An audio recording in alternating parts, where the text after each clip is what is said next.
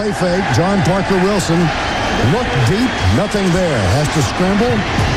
And was he hit out of bounds? No flag.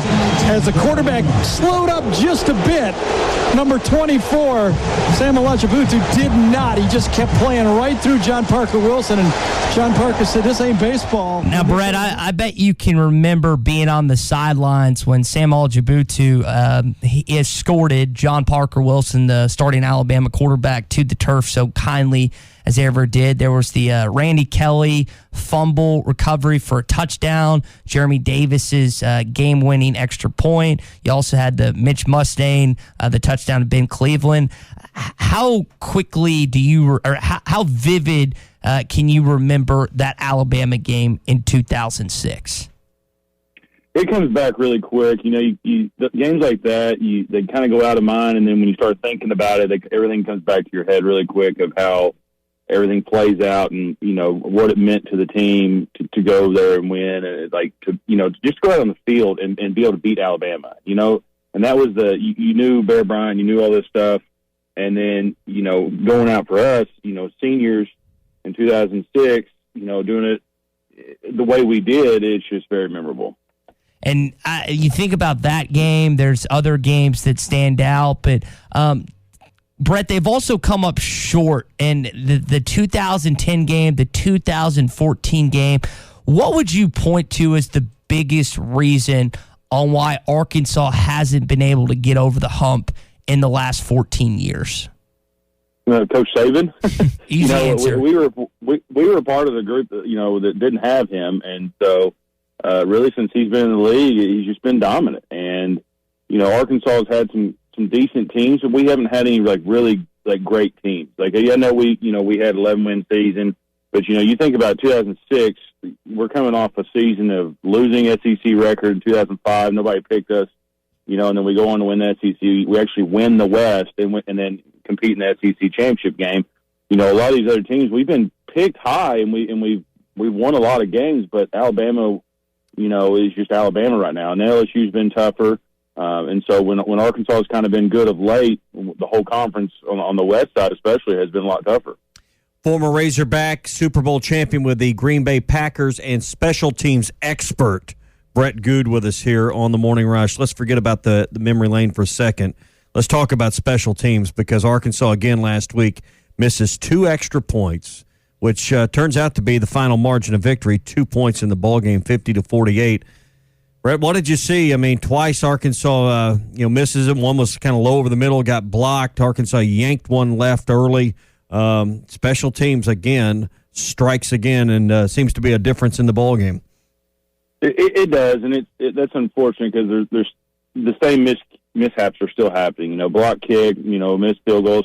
You know, when a kicker kicks a ball and he misses it, and the ball is spinning back front over end backwards in a good motion, and he barely misses it, you can live with that. When the ball starts coming out sideways, you know something's majorly wrong, and you have to fix it. Well, I remember one time that Mason, when he was struggling real bad in Green Bay, you know, Ted Thompson, general manager, came up and he said, "Okay, I just wanted to see if you were kicking a good ball." You know, just that's all he wanted, because he understood the game of being able to, that you're making solid contact. It's, I guess, the difference between shanking a golf ball and hitting it pure. And so we've got to get it corrected. Obviously, you know, with one game left, who knows what's going to happen this week. I think it kind of goes on all three of those guys. You know, the weather plays a little factors in different stadiums, depending on if it's swirling or something like that, but that's no excuse for the continued problems that they're having. And special teams and whole is just, they've got to really pick up their game, because it's hurt Arkansas, especially when the defense isn't creating as many turnovers. What's the number one key to fixing special teams? Everyone thought it was a special teams coordinator. Well, you have one of those now, and that isn't it. Is it overall team depth? Is it more practice time? In your opinion, what's the number one key to Arkansas taking a big leap next season in special teams? Well, so first of all, I'm not in the room, so I'm not going to talk bad about any coaches, because I don't know if they've actually said it. But most special teams coaches, they go out there and they preach that everybody has to buy in. And then that ownership has to fall on the players. If you go back, and I know we've talked about this before, but you look at the good teams in college football and you look at the good teams in the NFL, they have good special teams, if not great special teams play. And if you look out there, they've got stars playing on there. I remember when we played Seattle in an NFC Championship game, and Richard Sherman is, in the Legion of Booms out there, playing special teams, because they take ownership in it, and you have to buy into that process. Now, the COVID protocols and everything, that's kind of put everything backwards, and you can use that as an excuse. But with the depth that, every team has of college, these guys, that's where you make your money, instead of trying to, get promoted to being a starter or get promoted to the NFL is through special teams. So they're just going to have to buy in, and hopefully they can improve on that.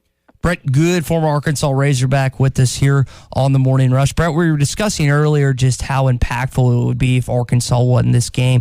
I don't think anyone listening to the program expects that, but what do you want to see out of Saturday from the Razorbacks that gives you hope heading into a potential bowl game? I just want to see them to compete. I want to see them make sure that they're finishing on plays, and for the most part, they've done that. Coach Pittman and his staff have done a great job. These guys have bought into the program. They're playing for him. They're playing hard. They're doing the best they can. And you never know. The ball bounces a certain way. You may get lucky and you catch a break. Because to beat in Alabama, you're going to have to catch some breaks. You're going to have to play, dang near perfect on special teams, and then you're going to have to catch a break on offense and defense. And so if they just go out there and they compete and they continue to do what we've seen them look like they're coached, and if they can get in a rhythm, I mean, that's what we've shown, offensively. Is every time we start getting in a rhythm, we tend to be or are able to move the ball in a lot of teams. So it could be a good game, and hopefully it is, just to kind of give us that boost that we need. But it's going to be an interesting Saturday for sure. Yeah, and I'd like to see just and maybe this is a big ask, but maybe just one last strong line of defense from that defense. And I know when you're going up against Mac Jones, Najee Harris, Devontae Smith, Mechie, and some of the other talented guys in the offensive line they possess. But based on where Barry Odom started this season against Georgia at home, you'd love to see some last bit of fight from this Razorback defense to conclude the regular season.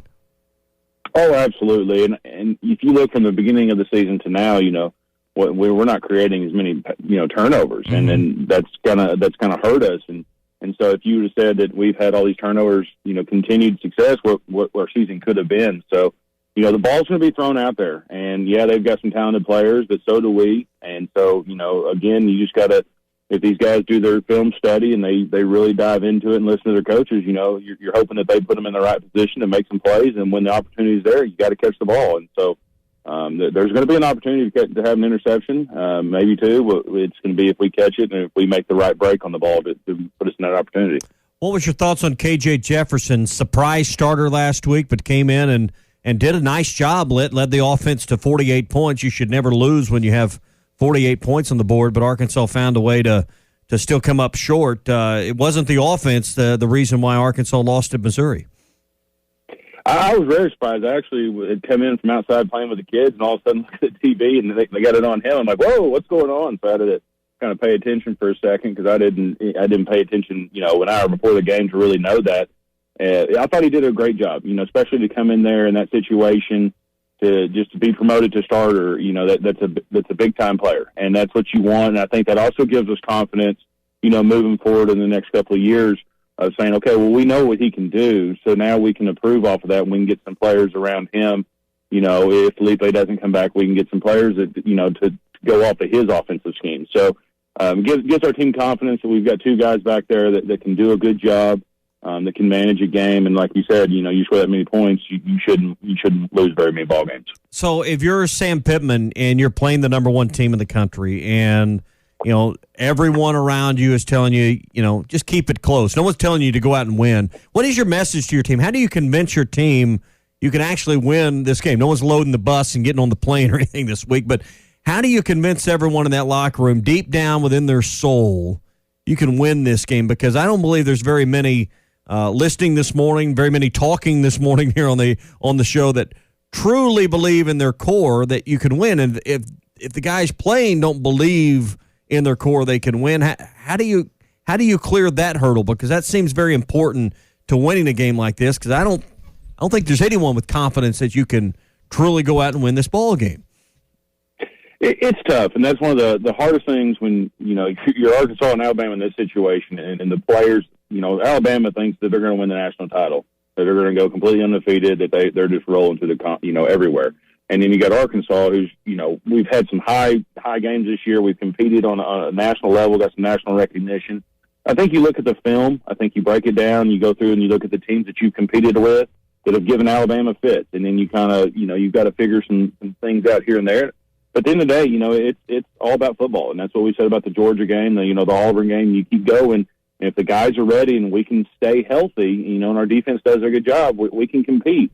And that's what we've got to pick up. That was unfortunate from last week, getting up as many yards as we did, but we've just got to get out there and if we can compete and stay into the ball game and stay healthy, we've got a chance to at least keep it close for a while. But we've got to catch that break offensively and special teams to push us over the edge. Brett, let's shift the conversation towards NFL now. In just a few more weeks, we'll have wild card, more teams participating this year. Is that going to lead to, you think, more upsets, or are you thinking the top dogs are still going to hold a pretty steady lead even without lack of fans in the home arenas or in the home stadiums because of COVID? Well, it's going to be interesting because, usually the 1 and 2 seed get a bye. Well, now it's just the 1 seed. So there could be an upset on a 2 seed. It's tough, going to different places and teams get on a roll. I remember when we won on the road. So even with fans, it doesn't matter. The Steelers did the same thing. They went on the road for every single playoff game and made the Super Bowl. Giants did the same thing. The COVID stuff of non-fans, that has put a big difference on a lot of people, especially the hard counts and, Seattle's 12s out there that they've got in a loud stadium, obviously Kansas City. But it's going to be very interesting to see because I've also seen teams that are 7-9 go in and win a playoff, the first playoff game. So adding this team and taking away a bye for a 2 seed, flips the script on everything. That really and I think we've seen it right now with college football and NFL, it's going to be who's healthy and who's playing good because every single team in the NFL is hurting. They've got not only they have their normal injuries, 10 to 15 guys on IR or sitting on the bench, and then you've got throwing COVID on top of that. So it's going to be very interesting to see how everything plays out and see who is peaking at the right moment.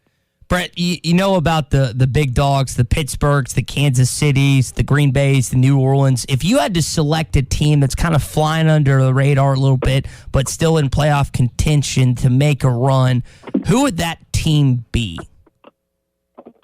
Well, first of all, I don't know. They're flying under the radar. The Saints, what they're doing with Taysom Hill, still going out there and winning without Drew Brees, I think it's phenomenal. Minnesota has been kind of right there on the verge of whether they're going to come in or come out of being, a contender or a pretender. And you look in the AFC, Baltimore, they played really good last night, but, they're 7-5. They got an MVP quarterback that hasn't really performed until last night. And it was against a beat-down, Dallas Cowboys team, but that's what you need, when you're an offense. They had a late scratch with Dez Bryant. They pulled him off the field for COVID protocol. He tested positive, and then they had to, trace all these people down. So it's getting through that adversity and figuring out those teams like that. Those are the ones that you got to watch out for that kind of sneak in because, it's not going to be your division winners. I know a lot of people talk about the NFC East and how bad they are. They're still competing. The Giants, they beat a really good football team. And so if you get hot and you keep playing good, things can happen. Yeah. Hey, before you go, we're talking playoffs, but let's shift back to the college football playoff for the last question. Ohio State, we've been debating throughout the morning how that should be handled, their limited number of games and whether or not they should, there's going to have to be a vote or a change on whether or not they even get to play in the Big Ten title game. What's your viewpoint? Is Ohio State amongst the 4 best teams in the country? They're right now number 4 in the college football playoff rankings. Should Ohio State be included this year in the college football playoff, or have they not proven enough, done enough at this point? What's your opinion? I don't think they've proven enough. You look at, who they play. They've been good, but they haven't just gone out there, and just been like, oh, wow, this looks like an Alabama or a Clemson, type situation. And I think that, for what their conference did and the way they handled things, I think that they shouldn't get an acceptance into this game for not playing as many games and having a lot of issues. I think that the teams that have been out there and they've gone through this, the conferences that have fought for this, and they had these protocols to handle the situation, just like, we were supposed to play Alabama last weekend. Well, now it's this weekend, but the SEC had a plan. And I think that the SEC should get rewarded for that. The ACC is the same thing. And so it's an issue where I don't think they played enough. I don't think their wins are against a good enough quality of team. You look at the conference with Michigan, Indiana's been really good, but Ohio State, like everything has not been the greatest for the Big Ten this year. Yep. All right, that's Brett Goode, former Razorback, Super Bowl champion with the Green Bay Packers, now part of the team at Henderson Phillips Employer Solutions. If you need employee benefits, a review on that for the next year, health insurance plans, staffing management solutions, or anything involving insurance, whether it's commercial or personal, Brett, you can handle all of that for anyone listening this morning. That's right. We can handle it all. I've been on the grind already. We've talked to the client this morning. The first thing they could meet was at 6:30, so we do that. So it doesn't matter. Anytime, day or night, that's what we separate ourselves from the competition is we'll come to you and we'll bend over backwards to get your business and earn your trust. So it's been fun so far, and hopefully it'll continue for 2021. All right, 479-651-2292. That's Brett's cell phone, so call or text, and you can get directly to Brett that way. 651-2292, Northwest Arkansas, River Valley, or anywhere you're listening. Brett Goode with Henderson Phillips Employer Solutions. Good stuff, buddy. We'll talk to you next Wednesday. All right, thanks. Go Hogs.